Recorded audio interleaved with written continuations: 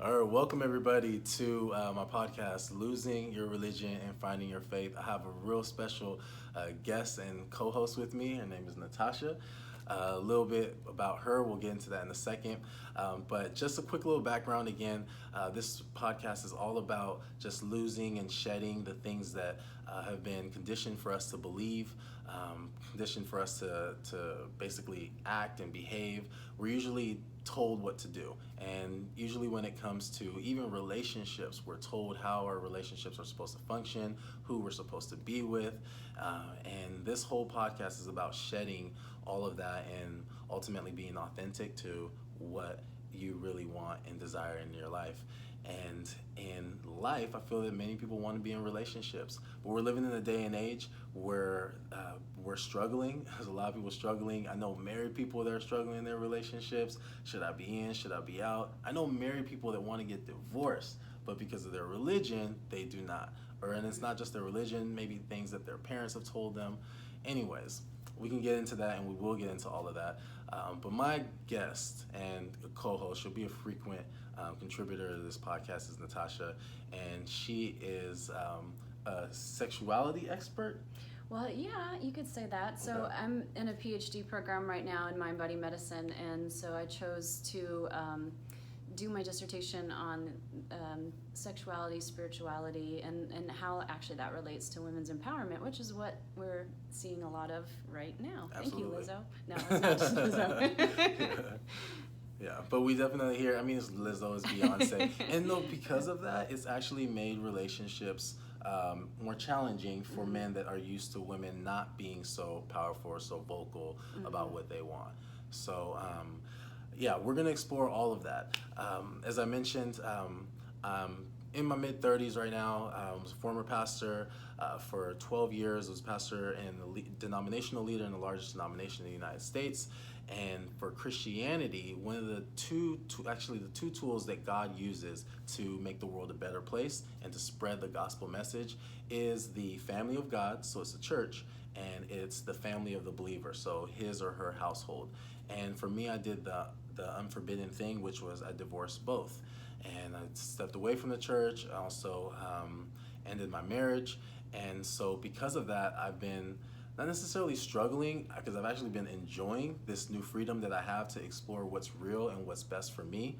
But when it comes to relationships, I need some guidance. And so I want to talk about this with Natasha, wrestle and talk through the things that I know that the Bible teaches about relationships, but then also I'm open to learning if there's other things that we can learn. And so that's why I've got the expert here, Natasha, to talk about these things. For me, when I was coming up in Christianity and I was a pastor, I taught lots of sermons about what makes a marriage work. And in Christianity, you have the egalitarian view where men and women have really no distinctions. They're basically one and the same, and that a woman's role is also like a man's role, but that's obviously a small percentage because the majority of the Bible teaches a more complementarian view where a woman is there to complement the husband. And God is the head of Christ, as Christ is the head of man, and man is the head of a woman. So with that being said, a woman's role is to just submit to the man's leadership. That's an idea that's not just exclusive to the church. You find that idea and that expression of those roles even outside of the church, right, Natasha? And so because of that, have you had conversations with people and just a struggle with how to have relationships nowadays? Yeah, I mean, there's so much to tease out, really, because what you're talking about, as you're talking, I'm listening, I'm realizing with the gender roles, a lot of it is subconscious programming, and so this is the mind body medicine science, right? I'm also a clinical hypnotherapist, so I'm working a lot with the subconscious mind. Up until age 8 or 9, you're a sponge. You just soak up everything around you. And that could be religion, that could be your parents and the way that they interact, how the males and females in your life interact, and those males and females could be influenced by the church as well, or something else. And so teasing out where it actually comes from, I'm sure religion is a big part of it, but I think there's a big marriage between religion and patriarchy, you know, and so I don't know nearly as much about religion as you do, clearly, but from my studies in spirituality in the PhD level, I've read some scholarly articles on spirituality, the essence of spirituality across religions, right? And one of the things that I've uncovered is that the early roots of every religion is that yin and yang, like the equality. Because if you think about masculine, feminine, you know, like, the yin and the yang, it has to be in balance. And then somehow it kind of diverted into patriarchy because it benefited the political motivations of the time when that religion was really, you know, cropping up. So this is one of those concepts. So if we look at it not as like, you know, patriarchy is not like men trying to control or dominate women, but in war, women have always been like you know, if you want to take over the country, you rape the women, and, you know, and they've been a commodity of war. And so I think a lot of that started to shape religion, which then shapes our gender roles, which then, you know, we might reject some of our gender roles, and now we live in a time where it's really okay to be transgender and non-binary and all these wonderful things. And I think the ultimate truth is you don't have to be anything. Like, if you like your you know, gender roles, if you like to be very masculine or you like to be very feminine, that's great. Like, maybe you saw that growing up. If you like to be sort of non-binary and not even claim a gender, like, that's great. But that yin and that yang, it's still complementarity. Like, you're probably going to need to find your complementary match. So if you are very feminine, then you probably want the complement is a very masculine partner. Yeah. If you're more in the middle, probably your complement is somebody also more in the middle, where you can fit your, you know, pieces together. So I think as we're starting to try to figure out how to do relationships outside of those gender role boxes and that subconscious programming, it's about seeing that person as a soul outside of their gender or their gender roles, or, you know, I think just like loving them for whoever they are, and then knowing that they might not be the match for you, but you can still love them as they find maybe a better match. And it's not about a goal. Like, there's not like marriage and patriarchy, there's a goal. Like, we have marriage in our society originally, I think, because women were considered property back then. And so you married her so that she could be claimed, and then you just needed to feed her, and then she did all the unpaid labor in the home, right? That's and right. Yeah, and then, but then at a certain point it evolved where legal marriage started to protect women, because now, you know, women are working in the home, and men, you know, however many years ago, tended to be more of the providers working outside of the home. And in the case of a divorce, she ought to get half of that money that was made together jointly, as she's taking care of all the domestic tasks, or the majority of them, and he's going out to get the money and bring in the resources. So that sort of protected women. But now we're at a point where actually women tend to be more college educated than men for whatever reason. There's more women going to college, and so women are actually starting to bridge the wage gap and starting to there's more. I think actually the last time I saw statistics that most households now, it's not uncommon to have the woman be the breadwinner. Yeah, the breadwinner, higher education. Yeah.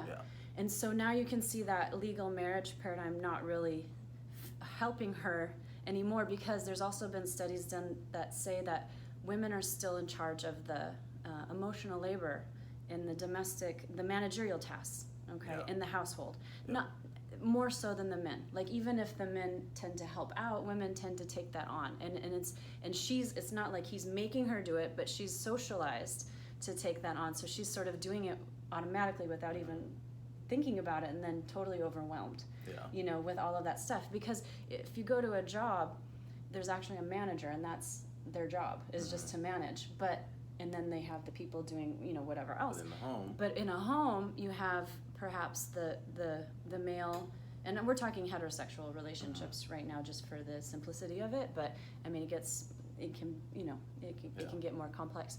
But the male going out and earning money, and then she's going out and earning money, and then coming home, and she's doing 75% of the work at home, and he's doing 25% of the work at home, and now they get divorced, and the money still gets split in half.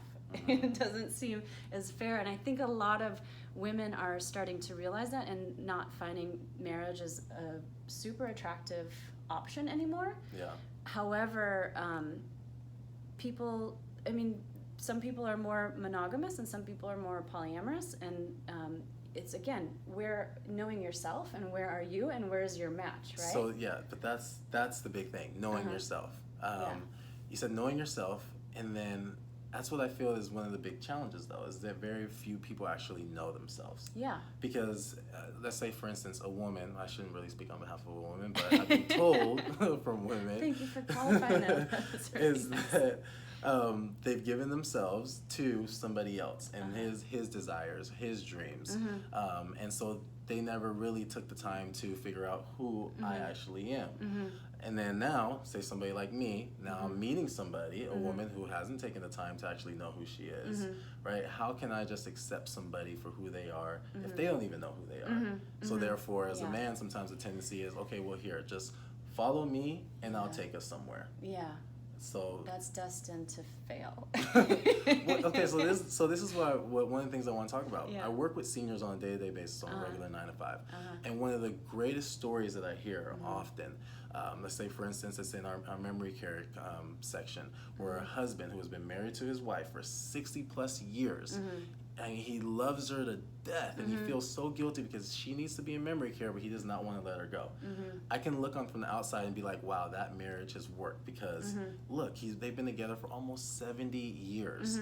And I can talk about over and over that particular World War II generation, that they're committed to the end. And it's easy to look at them and be like, okay, that works. And then you look at our generation, where it's actually a fulfillment of, for me, with the biblical background that I have, 1 Timothy chapter 4, where it says in these last days, people will leave the faith, guilty of that. People will be given to other teachings, guilty of that.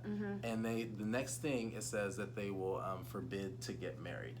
So they will delay in marriage or actually choose not to get married at all.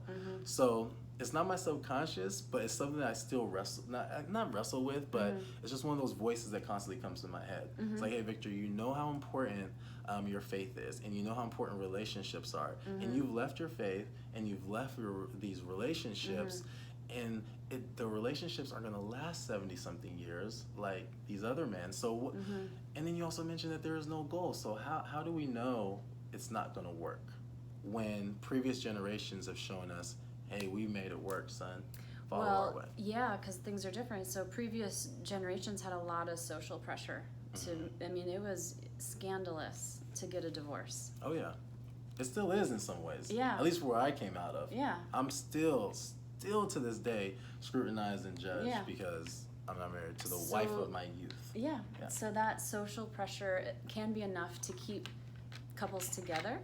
And I don't know, I think if you spend 70 years with somebody, you're probably gonna either hate them or be pretty fond of them. So it's really like one or the other. Is that in our community we have two bedrooms, but they're basically master bedrooms because at this age they don't even sleep together anyway.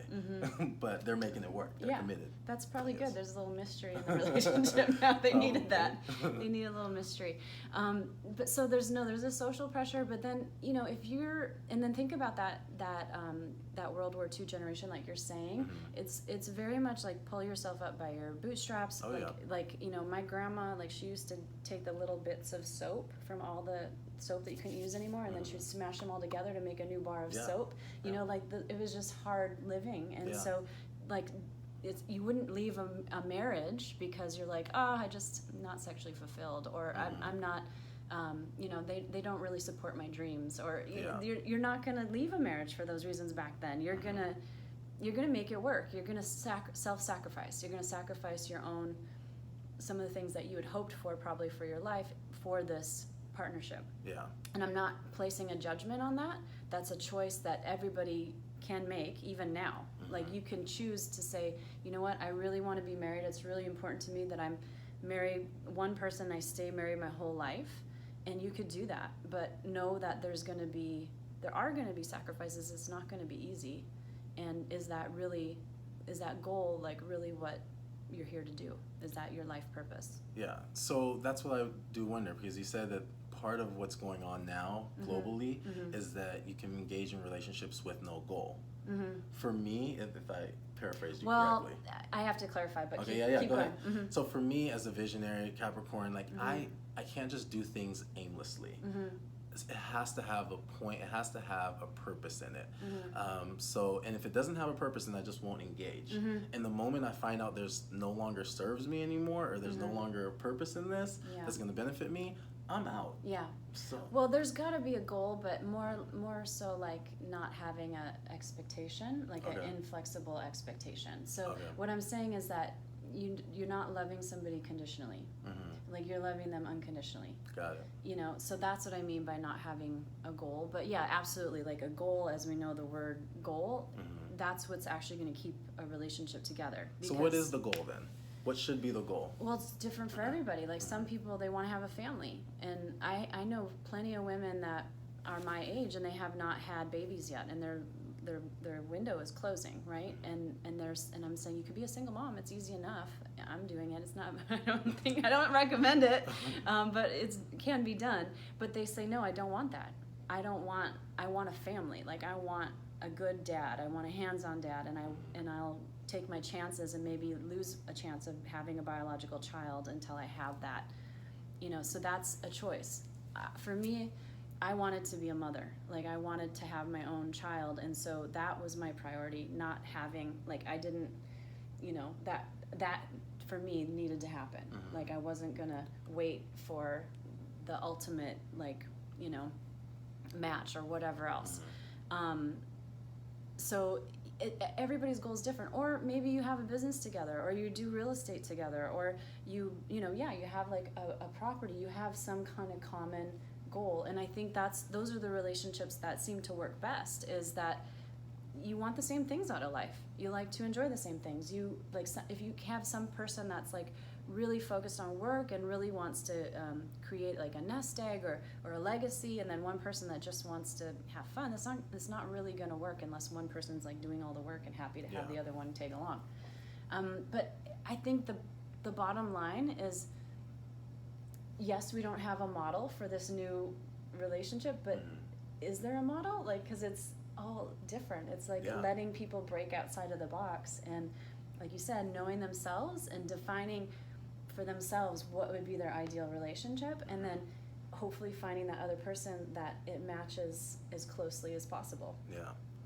So in putting the sneak preview out for this video, I had a number of people contact me, and they were just like, so why do you think relationships don't last?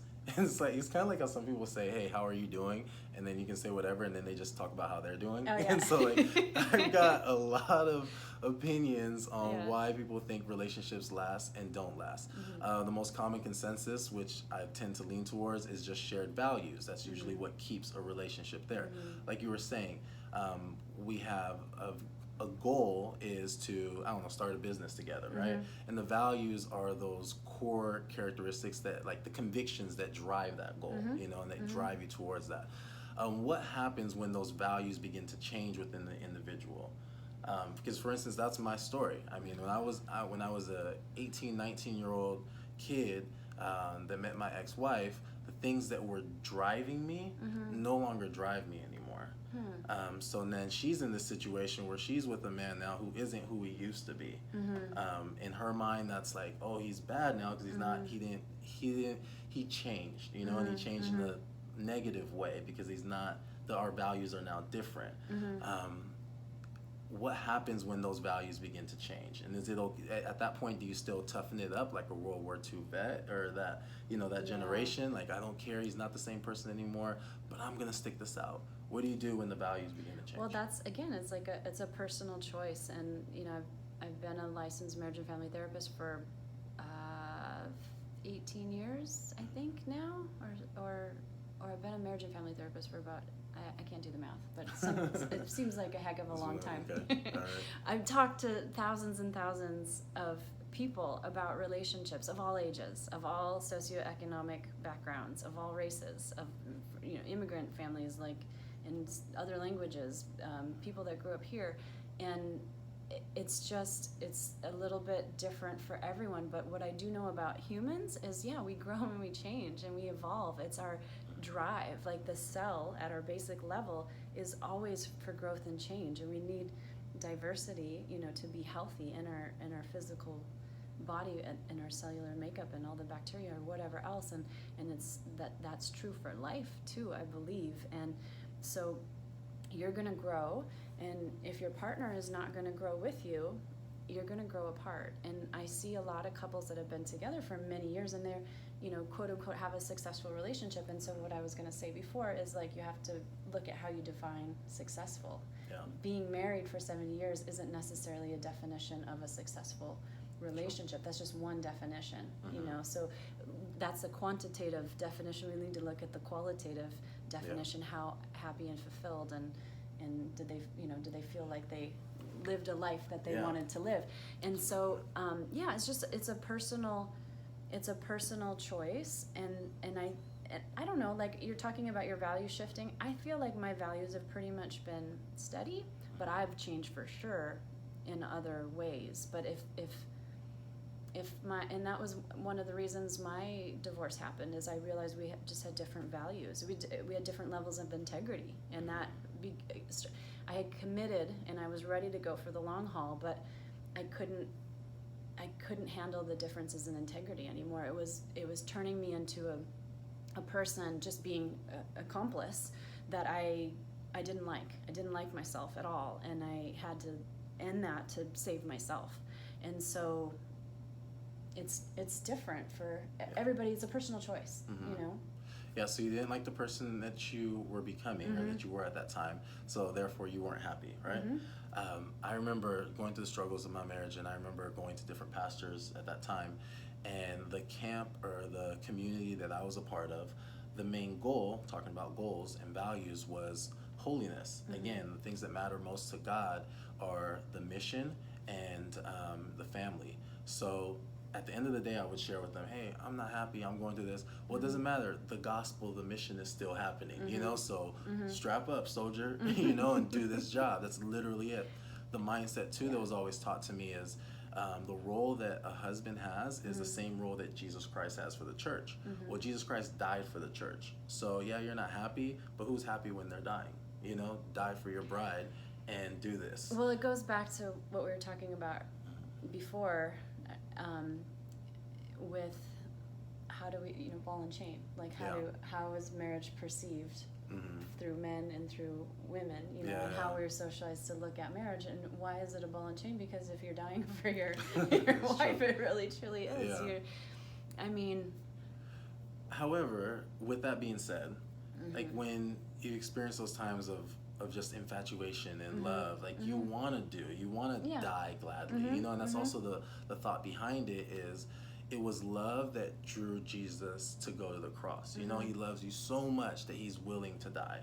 But there's an aspect of it too where it's no longer like an emotion and a passion that's driving it, and it's just duty. And that's kind of where it got to for me. Where the emotions were gone and this was just duty. Yeah, I think from the spiritual rather than religious perspective, it was a mismatch. Like, I believe that there are some long-term couples that they've been married for decades and decades that really truly are soulmates. Like, they just happen to be lucky enough to meet each other when they were really young, and they're best friends and partners in life, and they are still happy all the way to the end. But I do think that's rare that actually happens. And so I think a lot of people are, they're sacrificing, but I don't think it needs to be a sacrifice. And that's, I go back again to like taking the time to know yourself and to really know your match, and to like know that you're lining up on all these levels. Like there's there's the emotional, there's the intellectual, there's the spiritual, there's the sexual, there's the physical, there's the biological. Like, there's just so many different ways that you can align, and you want to hit ideally like all of those things, or at least most of them. Most of them, right? Yeah. Or what happens if you don't? Then you're not happy. Well, I mean, you could be happy, because not all relationships are here to be the end game. Like, they're. You were saying when we were speaking earlier that some things can only happen in relationship. Yes. Like if you, so even like this is coming from my professional experience right now, but even if you have gone through like a relationship trauma, right, and now you cannot get into another relationship because you really are wounded and you have some healing to do, maybe you go into some therapy or get a coach or whatever else, there's only so far you can go with that healing until you get into another relationship. There's only so much you can do on your own, and then after that you have to practice again those skills in relationship. And we are relational beings. A baby will die after a few months if it doesn't get touched. Yeah. Or maybe it's weeks, I don't know. But yeah, and even I'm a former cop, and I remember the worst form of punishment that we could do to any of the inmates that's legally lawful was to isolate that individual, and just give them 30 minutes a day. We need that human interaction, that human touch, that socialization. So with that though, like I'm in a place right now, I don't feel the need to be like in a relationship. Like, there's aspects of a relationship that I would miss. Like, man, I know because I was married for so long, just knowing long-term relationships. Like, I miss coming home to somebody. You miss that sort of companionship, that partner. But I don't feel like I need a relationship. Now, there's other aspect of me where I'm thinking, is this healthy for a long term? Is like it's safer this way. I always say, like, I'm in a relationship with peace. But I'm open to a threesome. You know what I'm saying? Like, you can come join us and enjoy this relationship, but she's not going nowhere. Peace isn't going anywhere. So, like, how part of my concern is that I get so comfortable, just me and peace, me and peace, me and peace. But I know there's another aspect, like I said, growth that I'm missing out on. Because and not necessarily hard times in the relationship, but I can't even practice certain things because I'm not in a relationship. So and I'm definitely not somebody who's just going to jump into a relationship now. So how do you navigate that little tension that you feel at times? Well, because peace is wonderful, but at a certain point when you've had lots of peace, it's going to get boring. So you're gonna your urge for peace, like you might be in like neutral zone right now, but your urge for peace is not gonna be. It's like you take it for granted now because you've had it for so long. So then there's gonna be. Then you're like willing to kind of like open it up to, even like a risk or something that might not go well or whatever else. Like after my divorce, I did not date or have sex with anyone for a year because I did not. The divorce was so gnarly that I couldn't even tolerate any little bit of anything, like no nonsense. And I just peace. Peace. And then at a certain point, then you're like, okay, I've had lots of peace. Like now let's see what happens, But you have to then the healing starts for me. Then my healing started in a relationship again. And so. Everything happens through relationship, even business. If we're talking about a business sense, you get business, you network. What is networking? It's building relationships. I mean, you can't just be on your own. And now, like in our American culture, and I realize this so much because I'm heading to the Bahamas in a couple days, and I just got back from the Bahamas, a small island, 2 months ago or so, and it was so sad to come back here because. Being a small family island, it just operated like more collectivistically, and I got used to that. I felt part of something a little bit more there, even than I do here in this place I've lived in for almost 20 years. Wow. And so coming back, it felt like I never thought of myself as like a lonely person. I don't feel lonely. But when I got back, I was like, so quiet. Like, it's just like, I'm just alone. Like I talk to people all day long and I meet with people, but I don't have people passing through my kitchen or like walking down the street and being like, hey, or just seeing the same it's Yeah. just different. It's just a different way of interacting. And so I realized in our American culture, that's what we've gotten used to. We have all of our conveniences we can outsource. Like when I was there, we didn't have a car, so that's partly of how we were able to interact with so many people, because we needed to like get rides and ask, for rides and things like this. And the day that I was flying out, like it was a holiday, so there were like no taxis, nobody was working, like, so to get to the airport, that was a challenge. I had to fall back on my relationships, and yeah, it's coming back here. We can pay for anything. We can outsource anything. We have our TV. We have all these modern. Be independent. Yeah, we can totally be independent. Like even independent woman. Like oh, she's an independent woman, but she's exhausted. Like she can be independent, but she's exhausted trying to be independent. So you start to realize that yes, you can do it. Yes, there's peace, but is it fun? Is it really fulfilling? I'm happy. At the end of the day, I mean, you can be happy. Yeah, you can be happy. I don't have to deal with stress. Yeah. Yeah. I mean, but no, I mean, things. I'm not saying you in particular. I'm just in general, okay. the general you. So. But yeah, I mean, but again, this is like your personal choice and like your assessment. What do you want out of life? Do you want the peace and you want to just have everything functioning, or do you want more like energy around, or relationship, or and so I do think about things like that often. I mean, going back again to my programming, the teachings of the Bible, when God made Adam, he made him first. Okay. That's okay. That's what I'm just telling you what the Bible said. I didn't write it. The Bible says that God made Adam, and then his thought immediately in the end, what it says after that is that it's not good for him to be alone. Okay. So. So therefore, he made a woman out of Adam, removed the rib and all of that, and then he made someone a companion, a helpmate. Okay, so some of what I think again is, I'm shedding that old way of thinking. I don't need someone in my life for the terms of help, right? But that doesn't mean necessarily that I don't need somebody just for a relationship. Well, that's the place that we're all getting to, because again, there's more gender equality now, so we don't need each other in the same ways. We more need each other for like that human connection.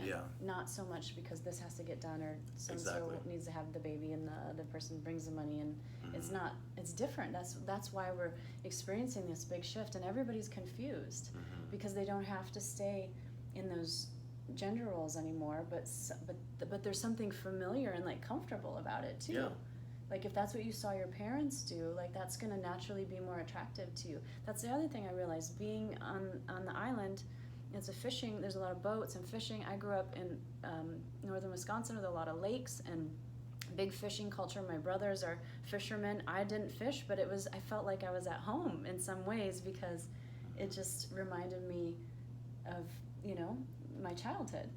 And it felt comfortable, and then there's little pieces that you're not even aware of, little things that you're not even aware like you're attracted to until you have a new perspective, and it doesn't mean that you have to fully accept that whole gender role that maybe your parents were in, or whoever your caretakers were, but there's little pieces of it that might still be, that you might like to do. So again, you still keep going back to what you might like to do, what your role is, and what works for you. So therefore, you should know yourself. Is there anything that we can learn? For instance, I'm a Capricorn, and you are Taurus. Is there anything that we can learn from that's a sun sign, correct? From our sun sign that can help us in terms of our relationships, that can help us learn about ourselves, so that then we can be in a relationship and get the most out of the relationship that's fulfilling to both people. Yeah, well, absolutely. Like knowing your sun sign, your rising sign, your moon sign, all that stuff. And you want to go to either a really good astrologer or a really good program, because a lot of people are like, I don't believe in astrology, but that's because they're reading the little newspaper magazine, a lot of people just categorize you, oh, she's a weirdo and this and that. Okay, just with that. But I remember, so my background again, I remember the Bible acknowledges astrology. It does, acknowledges it. However, it says that God's wisdom is better than that. That's the whole story of Daniel. Even in the book of Isaiah, when people had strayed away from God and they were trying to figure out their life, how to enhance their life apart from God, they went to basically to the stars, and they looked and tried to find guidance. Even the wise men that found Jesus, they were astrologers. That's how they found him. They looked at the stars.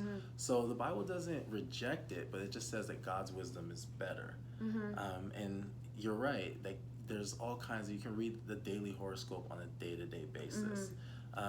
And much of it is fluff, like, to be honest. Yeah, it's almost no different than a fortune cookie, right? Exactly.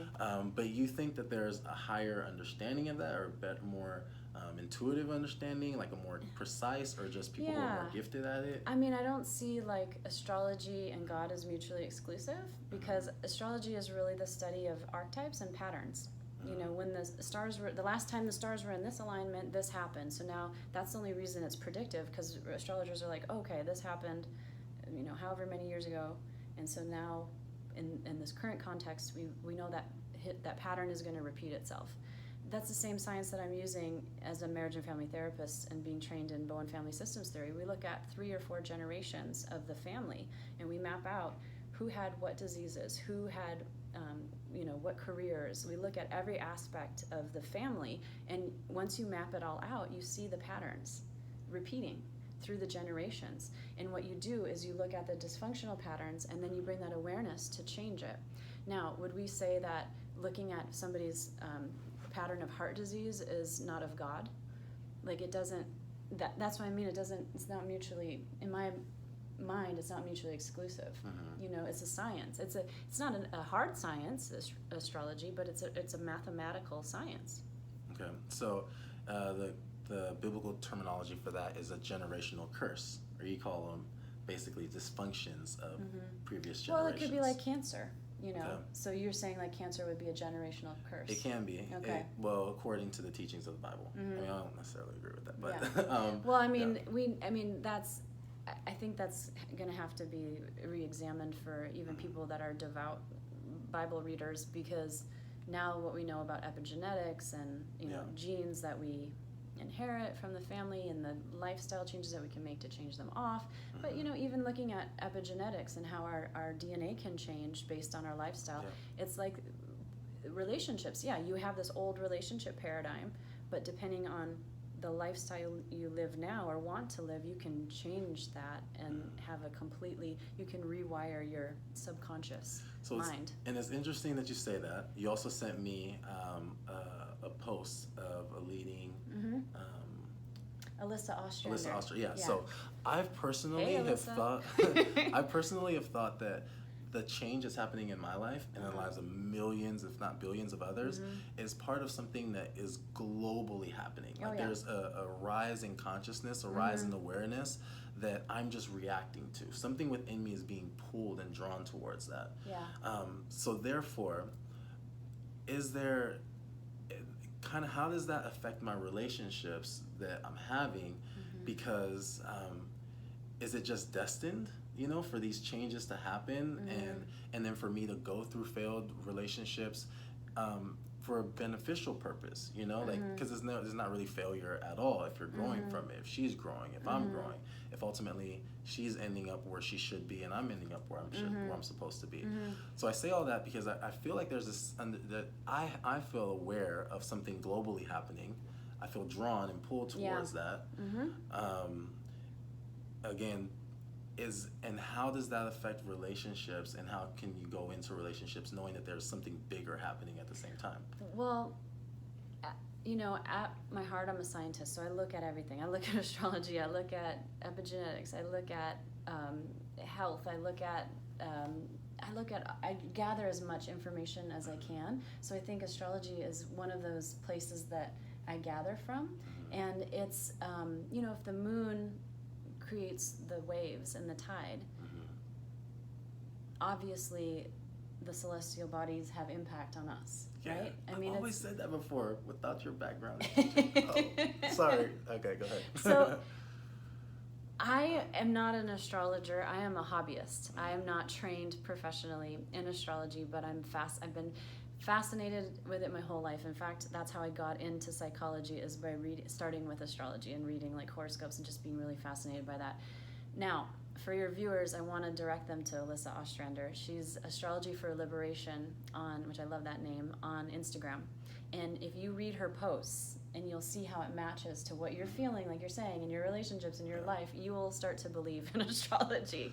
Yeah. And she offers very good, very precise, personalized guidance. And she's personally helped me at some crucial turning points. So if there's anything out there that could help, why not give it a shot?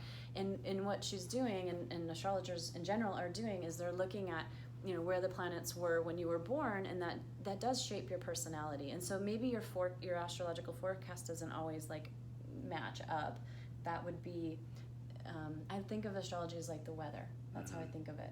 Like I said, I'm going to the Bahamas. It's pouring rain right now. That will change my fate a little bit, but maybe not or maybe, I don't know, maybe it change my destiny, but so it's the weather, and you get to make conscious choices given that knowledge. So now that I know it's pouring rain, I'm going to bring some books, whereas before I probably wouldn't have even bothered having the weight in my suitcase, right?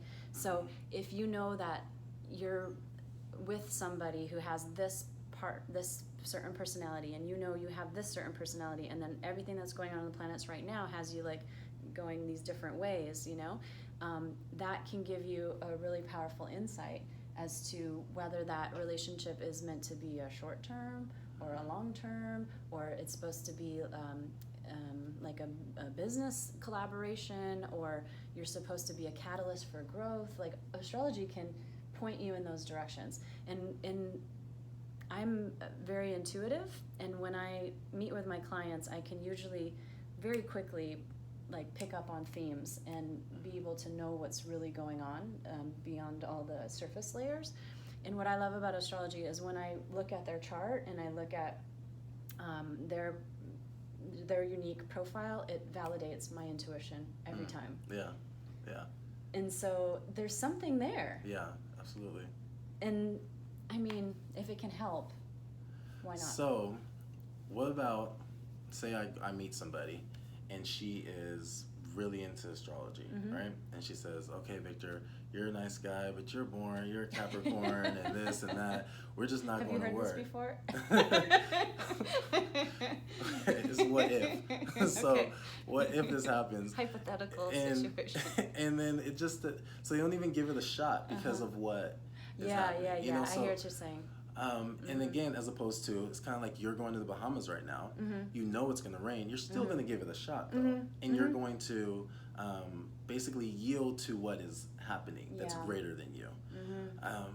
Is that the best way to approach relationships now, I guess? Or one of the ways to approach relationships is to just yield to I think so. Happening. I mean, if you don't want to be alone the rest of your life, you know, you can't just like wait for ultimate perfection. Yeah. And you have to understand too, like you could look at somebody's chart and say, oh yeah, they look boring or whatever at first, or there's something in there that you don't like. Why do they say Capricorns are boring? They're not boring. Because you're workaholics. Yeah, but I'm a DJ too. Yeah, well that's your rising sign and your moon sign, so maybe they have to know all of it. That's why you can't just go by sun sign. But I've heard that before. They're like, oh Capricorn, you're boring. I'm like, No, you're hardworking and True. Yeah. Okay, we're sorry. Yeah. But no, I mean, be open to what that experience is supposed to have. Yeah, I thought about it for a minute. Like, I wonder if I should cancel my trip. Can I cancel my trip? And then I was like, there's a reason why I booked that trip, and I'm going there to experience whatever I'm supposed to experience. Maybe it's not what I thought I was looking for, or what I thought that I was going to experience, but part of that is my personality too. I'm very open-minded, and I trust the process, and I trust that whatever's supposed to happen is going to flow through me, and I'm just supposed to pay attention is all. Awesome. So with that though, you also are drawn to islands, to water, I should say, right? So and Moon in Cancer. Moon in Cancer. See, so there you go again. So I found as a Capricorn, without knowing it, Tauruses and Virgos, I tend to have the easiest relationships with them, and then I come to find out they're like, oh, you're a Taurus, or you're a Virgo. I'm just like, okay. And I didn't know that consciously. I didn't know the language. I didn't know, Taurus, Virgo. So with that, you're attracted to water, right? And being there. So okay, Bahama, that's going to be a good fit for you. And then within that, and you've already been there, right? And it may rain, and it may do, but you just adjust to that. Yeah. So as you're saying that, I remember I was talking to somebody the other day, because this is Virgo season right now, So right. What's the date? I think we might have. I think so, but like any day now, we're flipping over into Libra. Okay. Yeah. So we're right on the cusp now. Okay, so for the past couple weeks, I'm not intentionally, but I want to know who the Virgos are. So anytime Facebook says like, "Oh, happy birthday, so and so," I'm like, "Okay, that's Virgo, that's Virgo, that's Virgo." Yeah. We probably can get along. Not because I'm looking for a wife or whatever. I want to know who I can vibe with really well. Yeah. However, with that person may come with some torrential downpour at times, right? Yeah. And so those hard times of struggles, but just yielding because you know that you're probably a much better fit here than somewhere else. But even with that, like my concern is that compromising? Because I'm just at a place now where I don't want to sacrifice anything, to be honest. Well, that's where everybody is right now. That's why everybody's single. That's why nobody's in a relationship right now. Nobody wants to compromise. But okay, we can explain this through astrology too.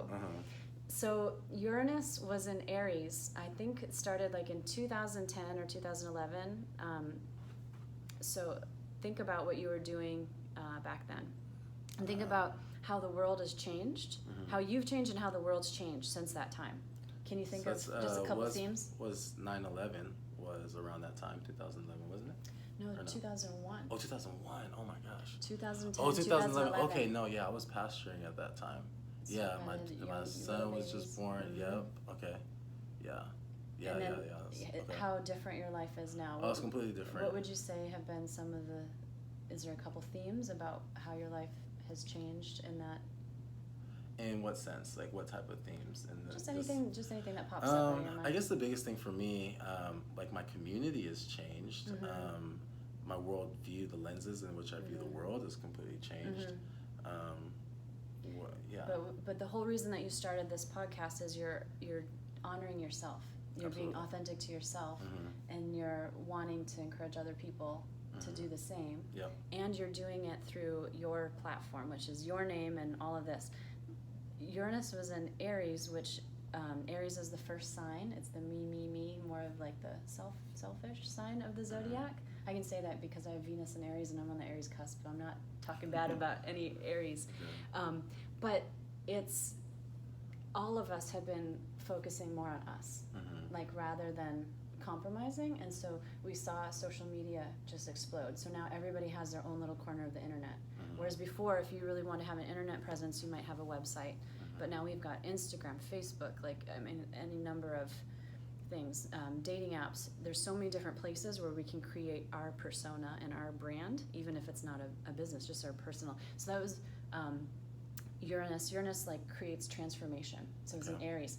A while back, I want to say last year, because it goes into the next sign, into Taurus, and then it pops back again for 6 months, and then it goes in again. Now it's in Taurus, which is more partnership, more we.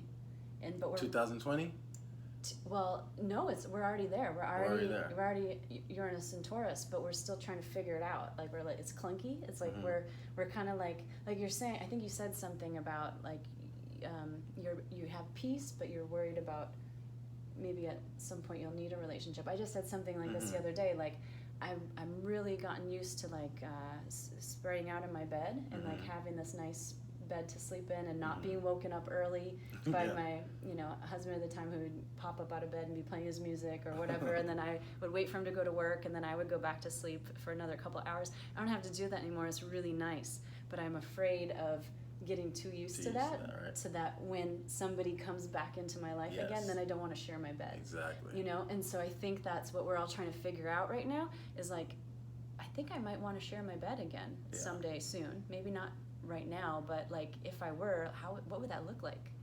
How am I supposed to do this? And so, but nobody's really willing to share the bed yet. Yeah, right. That's what we're all going through, I think, on the collective level. Or some people are. There's some early paradigm shifters. There's some people that have gone that way, and obviously there's people that are getting married still and been in relationship or whatever. But I'll say even a lot of the folks that I've been working with in relationship, both men and women are realizing that their relationship is transforming too. Whether they choose to end it or stay in it, it can't stay the same. Yeah. It's transforming. So there's couples doing the work now to create a different relationship without ending their relationship, which is beautiful. More on that on our next episode. We're going to cut this one right now. But Natasha, seriously, thank you so much. We're going to do part 2 in a little bit, so hopefully you guys will join us. And where can they find more information about you? My website, natashaedwina.com. It's spelled Edwina, or Instagram, Natasha Edwina. Facebook, I have a Facebook page, Oasis of Awareness. That's about it right now. All right, you guys. Thank you guys, and see you at the next episode.